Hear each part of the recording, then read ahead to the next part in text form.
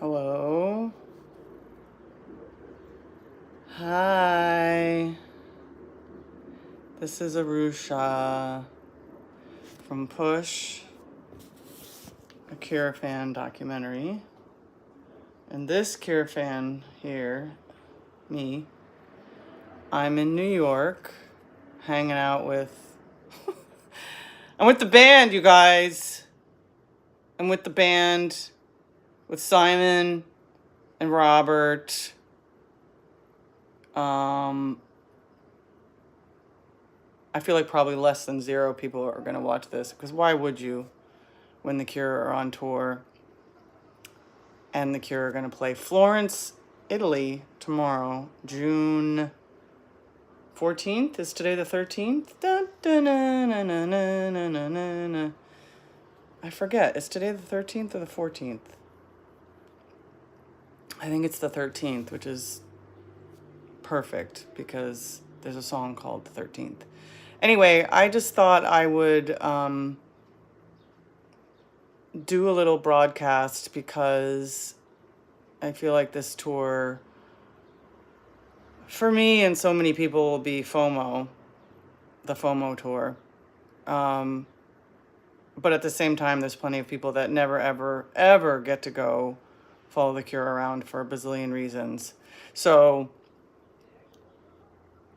the first 2 shows, Barcelona and Porto, were live streamed, which is a gift to those of us who can't go.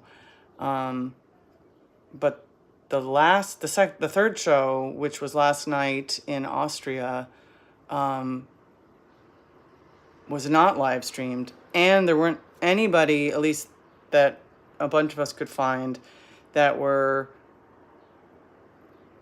showing the live stream like on Instagram or whatever, Twitter, like bazillion gajillion places to do it now. So I just thought maybe we could have a chat about the show so far. I'm gonna see if I can put this really cool set list thing behind me. Mother, may I? Let's see. A will be this, and B will be me. So this chart is made by a nice guy named, can anyone name it? His name is Mark Edwards, and he can be found on Twitter, which is unfortunate. Sorry, Mark, you need to get off Twitter. Screw that. He's also posting in Team Cure, and I'm sure he's posting in many other groups. I think he does it also on Blue Sky. But if you notice the top list, that lists all of the upcoming places that the Cure will be playing this summer. And then on the left side, you have the songs. And so then what he does, it says List Geek Chart by Mark Peter Borough, aka Mark Evans. I don't know. Mark, you're going to have to yell at me because I'm very slow. So what's really cool is that he gets, I'm looking at it also on my other phone while I share it here. What he does is he starts the list off with all the songs that are played at the first show. Then he keeps adding to it, and so the set list keeps growing and growing. And that's the list that's on the left. Let me finish my freaking thoughts. So on the left, you'll see Alone, Pictures of You, High, Burn, Love Song, Just Like Heaven, Shake Dog Shake, Too Late, and I Like This, da da da da da da. And so the cool thing is that with each set list, that list will grow. Then the next row, the purple percentage, is how much it's been played per show, which is crazy and also really nerdy because, like, for example, if you go down to 100 years, the percentage is 33%, right? Or if you look at M or Too Late, let's look at Too Late, which was played on the first night, which I kind of felt like it was for Perry, but maybe that's just my story. So right now it's at 33%, but that's 33% of all shows played so far. So as the tour goes on, that percentage is going to change. So like if they never play it again, it might go down to 5% because it'll be 5% of 30 shows. You know what I'm saying? So let's skip the main grid so far, the white with the black and green numbers, because on the top row you have Barcelona, Portal, Nickelsdorf, blah, blah, blah, blah, blah, all the way down to, I may have cut off Paris. Oops. Is that subliminal or what? Fun fact, Paris and I do not get along. I know. I will be hated. It'll be the year to be hated by many. But it's so funny. I usually can see more on this app than I can right now. Anyway, so that's the top of the chart. And then you have the squares, which is when that's really the gold. Because what he does is he charts.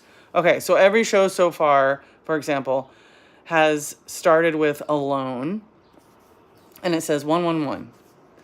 And then it's been followed by pictures of you, 222.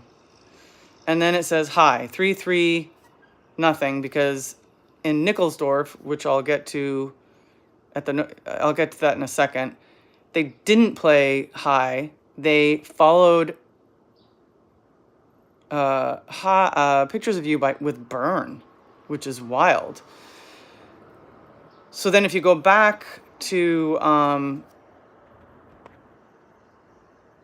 burn on Barcelona and Porto, what he does is, am I getting this right? You guys help me.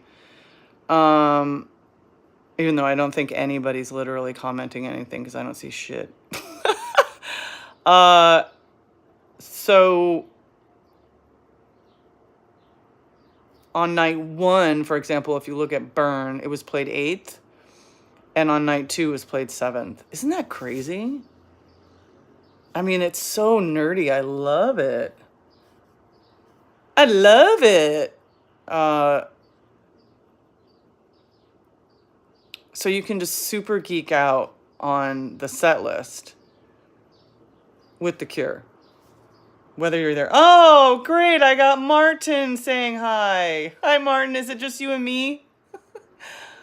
Martin, can you see the set list? I just thought it'd be neat to use this as a jumping board to talk, as I have severe FOMO. Anyway, I'll also post it in all the things after I'm done with this live stream. So okay, cool. Thanks, Martin. So what's been really cool about these 3 shows so far, right? So I always like to hear from people in the field. Each night I feel like was very, very different in many, many ways. Night 1. We didn't know what to expect. We've been waiting for this tour for a very long time. It's a mix of festivals. Yeah, they played M, right? I mean, check out what they played. So night 1 was the first night of the tour in Barcelona, which is an awesome, awesome town. I don't know about you guys, but I, for some reason, just assumed that The Cure would go back to a 5-piece.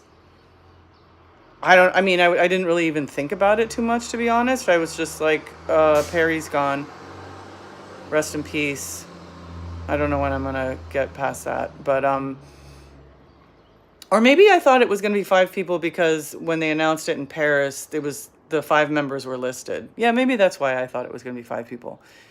Anyway, so then there were like pictures of like, oh my God, Perry's keyboard is up there.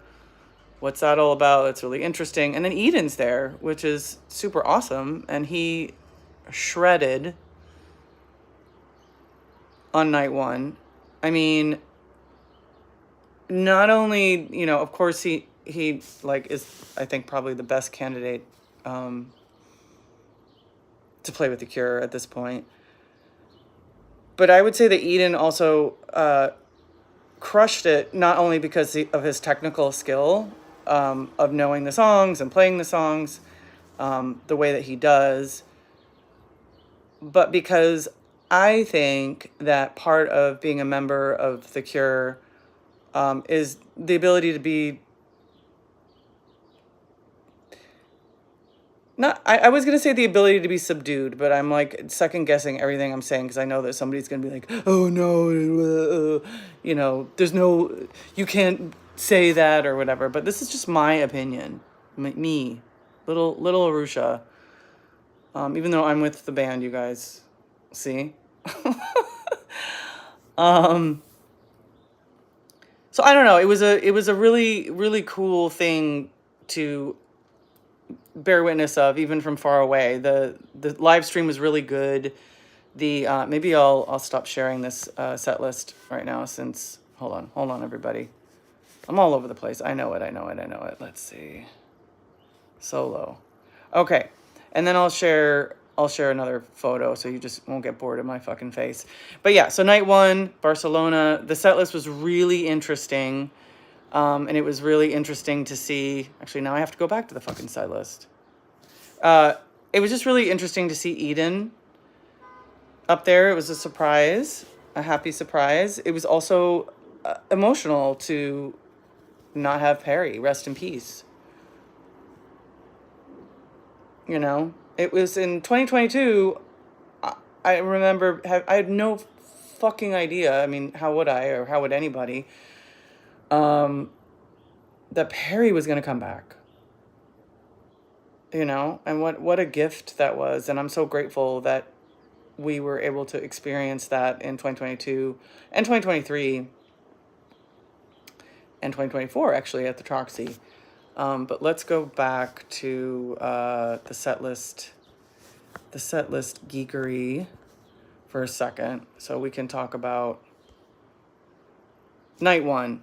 So night one, I felt like in my movie was really interesting because the songs that they played that aren't in the meat and potatoes of a Cure set list, if you've seen them a bazillion times, were Too Late. What was it? Let's see. Too Late. Wrong Number, which was interesting. Last Day of Summer. Now, Wrong Number and Last Day of Summer, they play a fair amount. But again, this is like, for me, was songs that Perry played on, you know. And Last Day of Summer really reminds me of the Dream Tour. Alt End was interesting. Another Perry, a song that Perry played on. Mint Car, song that Perry played on.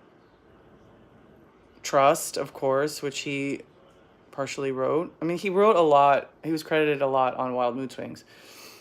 So, what else? There was more, wasn't there? Or maybe, oops. Maybe that was it as far as like night one and what some of us felt like was possibly a nod to Perry. Maybe it wasn't. I don't know.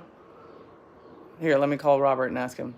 And then night two, Treasure 2, was really emotional for me because Treasure's Hello Wild Mood Swings, and I don't recall seeing that since Wild Mood Swings. But then what's interesting is last night, in Austria, first of all, this Nova Rock Festival was heavy. It was a super metal festival. If you go to the Nova Rock page, oh, David, hi David, I got 2 people, yay! Yeah, David, I don't think it's been played since '96, but Somebody out there can correct us. I'm sure Mark can. So leading up to this Nickelsdorf Nova Rock Fest, I was looking at what time the Cure were on. They were on at 11, way past my bedtime these days. And the festival grounds are fucking huge. I wonder. I don't have a picture of Nova Rock here, but I'll share some, and you can look at my socials, or somebody could post it in the chat if they feel like that would be fun. But let's do this. This is a photo from Judith, who was there last night. So you can't tell that this could be any show anywhere though, right? Plain Song. So they played Plain Song last night. So anyway, so this festival is huge. There's all these like rock and rollers, like surfing and head metal banging, and it just looked massive and totally overwhelming. But what I thought was really cool is, although if you look at, go back to Mark's playlist, which I'm not going to show again, but there were 21 songs played. Oh, that was the other thing. At the very end, bottom of the page, he lists the number of songs played. So you have 29, 29, and 21. It's so nerdy. I fucking love it. The good and the bad thing about social media and keeping these things on record is that Facebook or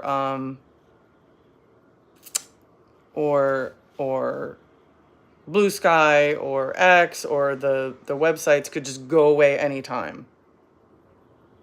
Like, part of the reason why I'm cataloging this, I'm doing this stuff, is so there's a record. And I hope that this stays on YouTube after my expiration, or I hope I can stitch it all together.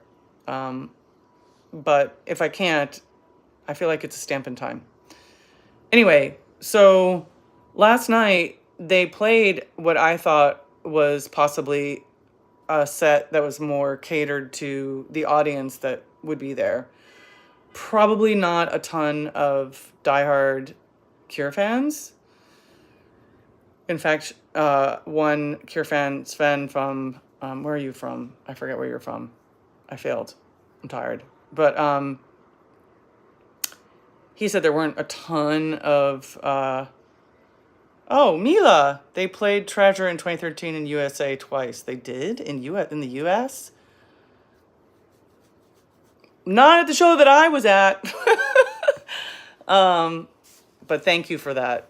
Yeah, well, that's cool. So,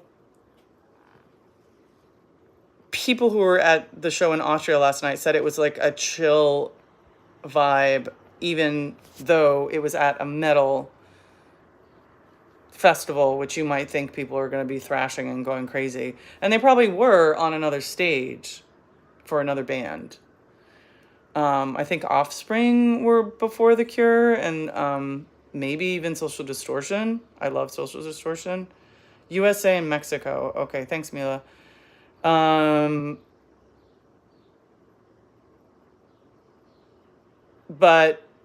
I don't know. I just thought that was really cool that although The Cure played a shorter set, they brought out, let's see. Okay, first of all, they didn't play... All right, you know what? I'll go back to the freaking set list again because I'm such a dork. God. All right. So, night 3, if you want to follow along. So they didn't play High. They bring up Burn. They play Love Song. They play Shake Dog Shake. A Night Like This, Wrong Number, The Walk. They don't play Fascination Street. Do you know how rare that is? That's crazy. I mean, I think it's cool. Push, In Between Days. Play for Today a little bit earlier in the set than the other ones. A Forest, of course. I can't live without A Forest. 100 Years. So they bring out 100 Years. Shake Dog Shake, heavy hitter. 100 Years, heavy hitter. Plain Song, intense. Prayers for Rain, fucking awesome. It almost rained that day, I think. And Disintegration. and Three Imaginary Boys. And then they didn't play a lot of the pop songs. So someone else said, well, maybe the Cure, like they said the audience wasn't like going crazy. And that maybe that was because they didn't play a lot of the pop hits. But again, I still think it was really cool that the Cure played just such a different set list. The other thing that I don't know if the 10 people that are watching this are aware of, but Robert Smith did an interview with whomever at in Barcelona because he stayed behind to play with Olivia Rodrigo. And he looked like this. No, he didn't. That was 30 years ago on the Wild Mood Swings tour. But he said that they rehearsed a shit ton of songs, as they always do, and that they're going to pull out probably 55 of those songs. I hope he goes back to 60. He said that they had actually thought about 60, and he pulled it down. But how cool is that, Like, how cool is it that our band is capable of playing so many songs, changing the set lists constantly? And he brought this up in the Olivia Rodrigo. It was an interview about the Cure, but it was because he was hanging out, I think, right after he played with Olivia Rodrigo. P.S. I didn't even know who that was until he played with her. Not gonna lie. And she posted something about her dad, who has gone to 30 Cure shows. I want to meet Olivia Rodrigo's dad. Yeah. Yeah. And David, that historic Mexico show, one of the longest shows in musical history, right? The was it 2013 that they played 4 hours in Mexico? Where's Yvonne when I need him? Right. So of course they played Treasure because they played everything. I cannot believe they played 4 hours, and it was on Robert's birthday. Right? So why did I pull up this picture? I pulled up this picture because this was the tour that I started following the Cure to more than 1 or 2 shows, because I had people that I could travel with that weren't thinking I was completely insane, and because the band were really cool to their fans, to their audience who followed them around. I feel really grateful for that. At the time, I think every band member helped fans out, but especially Perry Belmonte and Roger O'Donnell. I feel like, I don't know, that's what I remember. And I wanted to bring that up because although things are different now, I don't believe that there's like a giant guest list anymore, because I don't know, reasons that I'm not going to try to, explain, but I would imagine that, life changes, priorities change, the band is older, they don't really fucking feel like hanging out with us little Nimrods in a box. We're in the fan box, everybody. They just have to stay focused more, so, and they're more popular, right? Which is really great, and it's also like slightly fascinating because at this point, in 1996, when the reference to this picture, I didn't think that the Cure would even last for more. I wasn't sure they were going to keep going, because every year they always talk about breaking up. I think Simon was like talking about quitting that year. I know I'm spreading a rumor, but maybe I'm hallucinating. I don't know. But it was a really special tour for Cure fans, and the the tour tanked as far as sales. But now we're like at the polar opposite, right? Like maybe let's go back to this other photo. I don't have that many photos this time. Let's go back to this one.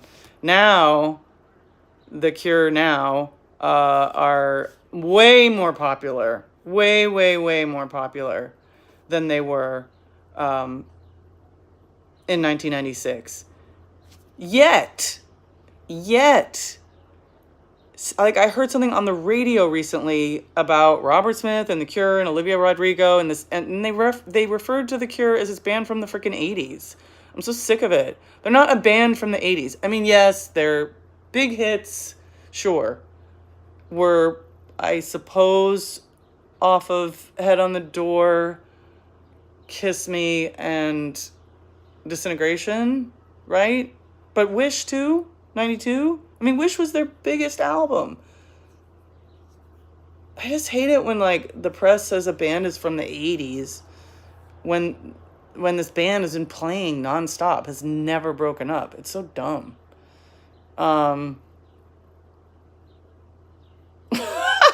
David says they're 20 years older than me and I wouldn't even want to stay and hang and would be looking forward to bed.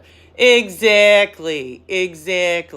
But what I was going to say, thank you for posting that because now I'm remembering what the whole reason why I wanted to bring up the whole freaking guest list thing. It wasn't really about the guest list. It was more about that the Cure are a band that looks out for their fans.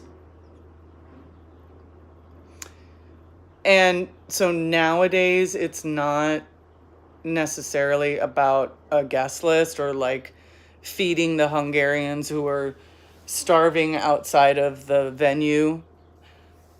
I think Perry used to bring them like snacks and stuff. These traveling Hungarians. You know who you are. It's more about like, I would say two things. One, obviously, Ticketmaster and that whole bullshit game. You know, the Cure does not need to make tons of money off of their fan base. They want to be accessible to everyone. They want the person that can only afford $25 tickets to be able to go to Madison Square Garden, which is totally cool because nowadays that doesn't happen. So that's looking out for your fans. And the other thing is the set list. Robert referred to that the other night when he was doing this Olivia Rodrigo interview. I keep saying that, and see, this is how tired I am. It wasn't a Robert. It wasn't Olivia Rodrigo interview. It was an interview taped after he played with Olivia Rodrigo, which brings me back to the second night, but let me try to put a pin in that. So I'm going to go on about the Cure and how great they are, right? So they look out for their fans now, I think, with their ticket policies, keeping the ticket prices at a reasonable cost, and then also varying their set lists. In this interview, Robert Smith said that part of the reason why he does that is to keep up their own keep their chops up, but also because he thinks it would be kind of boring if it was the same set list every night. Like, I love Depeche Mode, right? And I love a ton of bands that play the same set list every night. Depeche Mode literally plays the same set list every single fucking night, I think. And it's fun to see them once, and people go around and follow them around just like they do The Cure, and there's a whole Depeche Mode fan base. Hey, Karen. Oh my God, now we have 3 people watching. Cool. I have no idea how many people are watching, but I think it's about maybe 5, maybe 10. I'm not sure. So the setlist geek I've made by this guy, I shared by this guy, Mark, you can't make that for Depeche Mode because it's like, what are you going to do? It's the same set list every night. It's boring. And our band, fucking, you can. I don't know. I think that's really cool. So the other reason why I wanted to bring up 1996. Let's go back to that photo. What's this? What is this? Oh no, that's a whole thing. I can't do that. This is A, and that's B. No. Hold on. Stand by, team. A and B. Okay. So another reason why I got this photo, which by the way is from a fan that shared in Team Cure, and I'm really failing in getting his name. Maybe I'll try. Maybe I won't. Just because I'm really incapable of doing two things at once these days. But I was thinking about Perry and Eden and the Cure and how we're all getting a lot older. Like, I don't even think I have I know I don't have the capability to follow them around like I used to at all. I was thinking in 1996 there was an after show in Sacramento of all places, which was probably the most. First of all, I never thought I'd be in an after show, but it was like the most glorious, like unheard of, accessible after shows I've ever been to in my life. It never happened again like that. Part of the reason why I think it was accessible was because it was in Sacramento. There's no famous people there. Like LA, forget about it. New York, forget about it. Sacramento in 1996, the show was probably half sold out.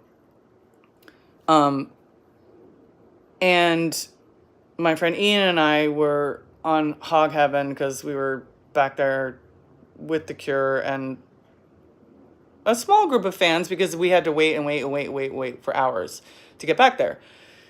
But that was also the first year that Jason started. Nobody knew Jason. So one of the things that I think Roger and maybe Perry or Simon were talking about, maybe,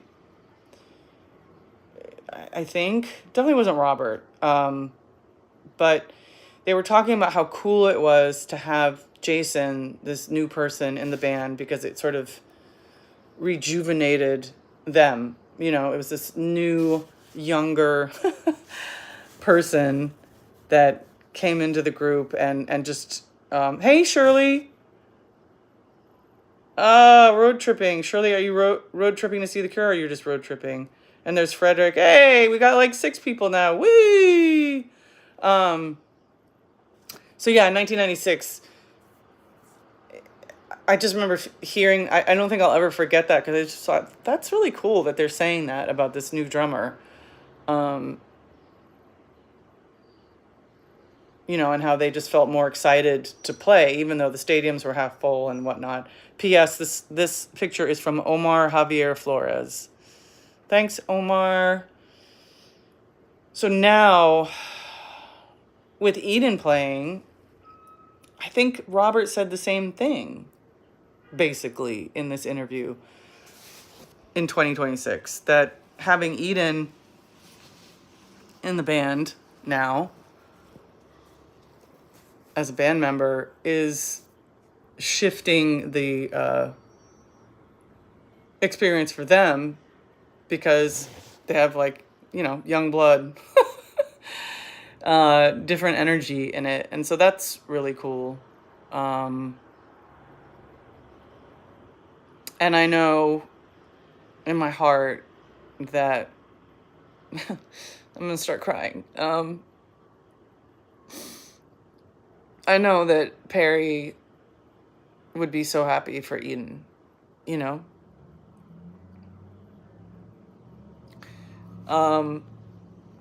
Some people watching this who don't follow The Cure a lot, or who are like trolls, or may be like, why the fuck are you crying about this person that you barely, you're a fan. How do you know Perry?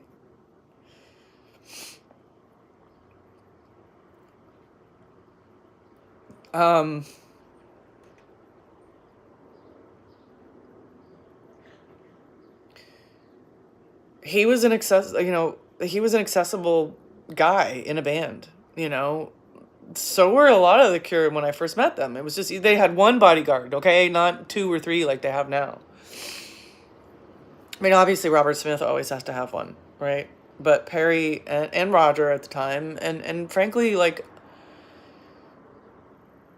a lot of the band at that time, and I would say even now, I mean, not that I see them, but it seems like from photos, they're still like down to earth people. They're accessible people. Karen is asking me, did you know that before that Eden plays now? No, I had no idea. It was just like it was when Perry joined them at Riga in 2022, and like you just saw this keyboard and you're like, what? Who's that? Like there's a 6th member.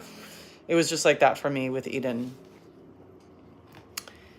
And that's the Cure style, right? Is like, don't reveal too much.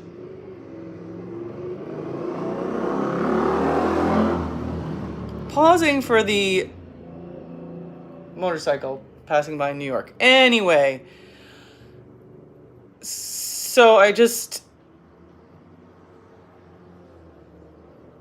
know why I felt like I needed to justify that, but I just want Perry's memory to carry on, and just how like really, really kind and accessible he was. It's just who he is, who he was, and who he always will be, to all of us.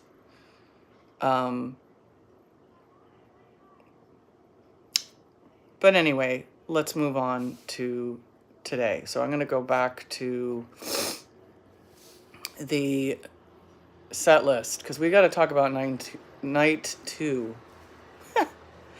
All right, so let's look at night 2. So night 2 is in Porto, right, in Portugal, and that was an interesting show. Does anybody want to say anything about that show? Don't fire me. But there was some mistakes at that show. If anyone has not seen the live stream, if you can find a copy of Fascination Street, it's fucking priceless. It is priceless because Robert Smith fucks up. He starts singing and it's opening time too early, which, if you're a person who's followed The Cure for a very long time, or even seen the live streams, and if you're a nerd, Robert Smith, he screws up the lyrics quite a bit, which is fine. It's fun. It's part of the joy of following any band around, is noticing the mistakes and laughing about it, or even if there's technical errors, and just you can get to know their little expressions and what people do. My friend Ian he started a project during COVID where he went back and listened to every single recording, like bootleg of The Cure from the beginning. And according to him, Simon Gallup makes the least amount of mistakes ever because he's a fucking god. And Robert makes the most. Don't fire me, don't hate me, because I'm funny and I like to have fun with the band, the things I love, and I can't be serious all the time. Anyway, so let's take a peek at the Porto playlist. It was Lone, Pictures of You, High, Burn, Love Song. Like basically the same-ish as night 1, except they didn't play too late. They added Treasure and Want. They added In Your House and M. And that's it. And there was another moment where Robert was talking like he was in outer space. He messed up on the guitar, so it bothered him. He was distracted because of it. That's why he started early. Oh, that's smoking poetry. Interesting. You think that's why? Have you called him?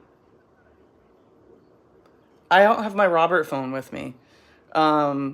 But yeah, maybe that's it, man, because he messed up on the guitar. Yeah. Um, oh God, it was so funny.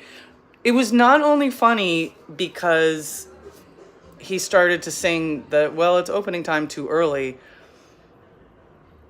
but he made up, it was like the way that he professionally made up for it. He just sort of started to like sing it again and sing it again and sing it again until it was finally time to sing it. And then after the song ended, he's like, actually, I think that kind of worked.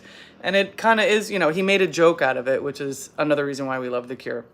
So if we go back and look at the set list for night 2, where am I going? Oh yeah, so they go with End Song and they come back. And that's another great thing to find I'm sure it's online somewhere, but Robert is talking about being on a cruise ship. And then thinking at one point that they're in like Vienna or something, or I don't know, man. I was like, are you on the Gange? Or off the Gange, and that's why this is happening. I mean, it is just like the old days. Fantastic. Again, we love it. We love it. No, not criticizing in a loving way. But it was so fucking funny. And there were clear technical issues. Some of the roadies commented online that I think Al, who's Reeves's guitar tech, commented that he had to he had to perform open heart surgery, quote unquote, on one of the guitars, during the show, which was really stressful. But I'm gonna guess that part of the reason why Porto was stressful for all of them was that Porto was fucked up. Like the venue. I'm gonna shame the venue right now. Not really. I'm trying to be, I have a sense of humor. My friend David Martinez, who is going to a bazillion Cure shows, and some other people said that the difficulties at the Porto Festival in Portugal were a nightmare on Elm Street.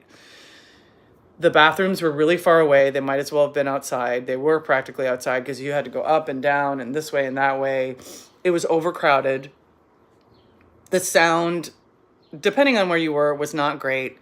My friend David said that the situation was so bad that he almost left before The Cure even started.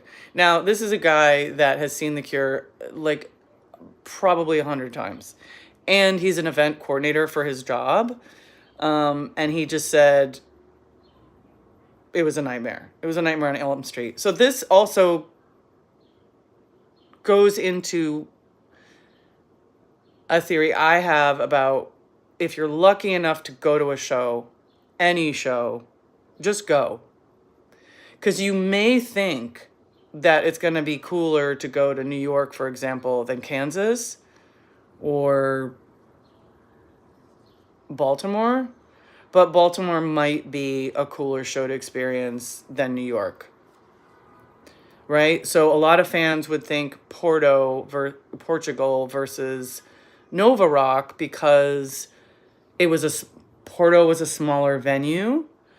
Nova Rock was just so massive and crazy, and whatever. But I feel like the experience, it seemed like it was better. I've been talking for 45 minutes. That's a really long time.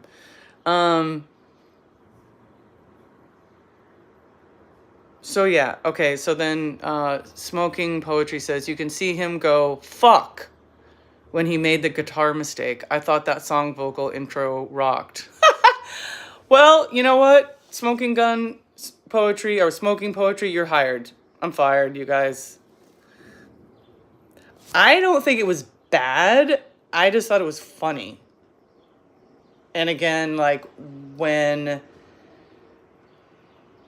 they came back, I think it was for the second encore of In Your House, which they haven't played in a gajillion years. And Lullaby. Is that right? Oh, no, wait. I'm so confused. This is one thing that confuses me. Where's 20? Oh, play for today. I get it. Okay, so if you look at the chart, you look at Porto. So I went down to In Your House, and it was followed by M, which is 19. Then you have to jump back up to play for today, because that's what they played as the 20th song. So before that set, Robert was like, "I'm on a cruise. I thought we were in Vienna for a minute." I took that as like he made a joke and nobody laughed, and it was like Falling Dead, and then he called himself an idiot, which I don't like it when he says that about himself. Don't ever say that about yourself, Robert Smith. Nobody say that about yourself. Do you know which concerts will be streamed? Oh, hell no, I don't know. Here, wait, let me call Robert. I don't have my Robert phone, you guys. I have been told that maybe Roger on Blue Sky made it seem like there would be several streamed, and we may not know till the absolute last minute.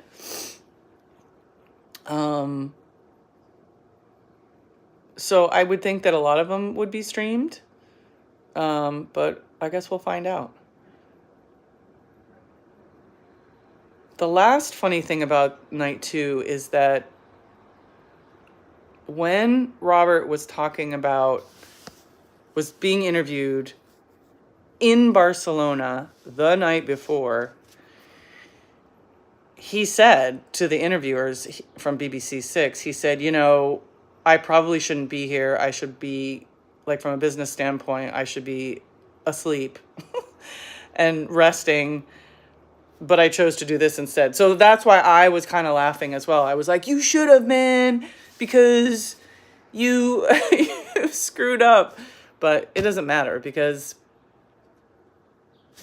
as the night went on in Porto, some of the whatever sound issues they were having that had nothing to do with them, that were the venue, started to get better. And there were some songs that were completely they crushed it. Does anyone remember from the live stream? I feel like A Forest. And probably M and Play for Today. And Plain Song. Oh no, Plain Song wasn't. I'm confusing myself again. Anyway, do you guys like this format of going over Mark's set list? We can do it every now and then. Obviously not every night, because that would be way too boring. But also, you know what else I wanted to say? Which now, like, nobody's going to watch because this is way too late in the game. So you see how I'm here and there's another person, like this Robert and Simon and Roger picture there. I'm still looking for people to live stream with me from the venue, but not while the Cure are on stage. I'm talking about before the venue. I'm talking about when you're getting your drinks, when you're waiting in line, when you're inside. And it won't be this long. It'll be short. It'll be like 5 minutes, 10 minutes, just to get a feel for the venue and kind of, so we can imagine ourselves being there, and hopefully, we'll get a professional live stream. I'm not going to be live streaming, but one of the struggles I've had on this tour is trying to explain to people what I'm looking for. I think it's pretty self-explanatory, but please leave a message here if you are interested and capable of live streaming with me at a show. You also have to be sane. I mean, I'm a little kooky, but, no haters. You have to be able to, I have this app called Lives Switcher, and I just basically, I'll send you the link, and you don't need to download an app. You don't need to do anything but have probably Chrome, probably not Safari on your phone. And that's it. That's all.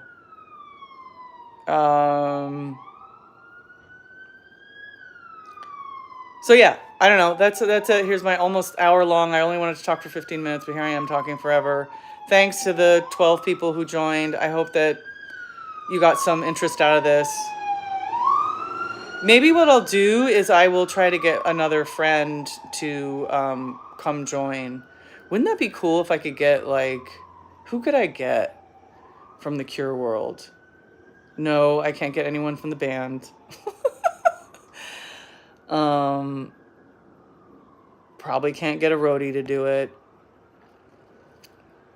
Who's somebody, who would you want to hear from, like, in conversation,